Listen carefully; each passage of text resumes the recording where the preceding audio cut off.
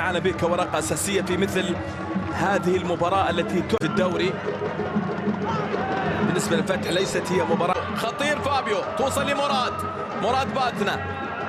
العبدان يلعب كرة بالخطأ توصل لمراد باتنا. مراد باتنا انطلق. مراد باتنا مع كرة. مراد ظهير يصنع اسم جيد خاصة على مستوى الفئات السنية، دائما يقدم اسماء رائعة جدا. مراد يمر من الاول، مراد يمر من الثاني، مراد امامه لمراد باتنا. مراد ينتظر مساندة،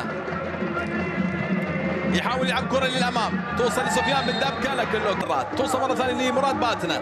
مراد ويمرر كرة حلوة جميلة للخطر دائما مراد باتنا يتقدم كبير في هدارها بالنسبة لبيدرو إيمانويل، لكن ما يحسب تطور الفتح مع جيرجيوس تونس. لعوبة لمصلحة مراد باتنا.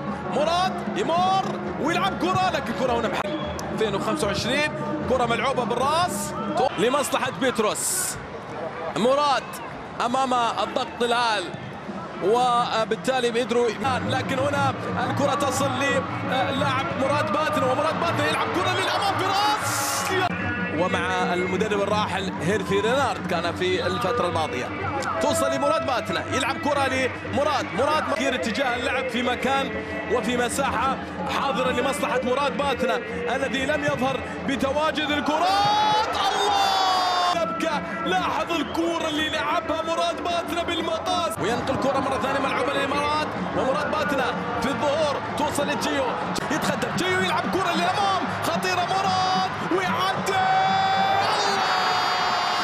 الله هذا مراد باتنا مر من امام انشون النيجيري وكرة ملعوبة لمراد باتنا امام بيدرو ميغيل لعب الكرة لزياد انشوني. مرة ثانية تمريرة ملعوبة لمراد باتنا يحاول يمر مراد ويتقدم للامام. مراد باتنا يمر ويعدي وهي نفسه جول انما بيمر. مراد باتنا تلاعب بالنيجيري مرة ثانية تقدم للامام وهي كرة لمصلحة سفيان بن دبكة ولعبها لكنه ملعوبة بالراس تتهيأ تصل لمراد على اليسار.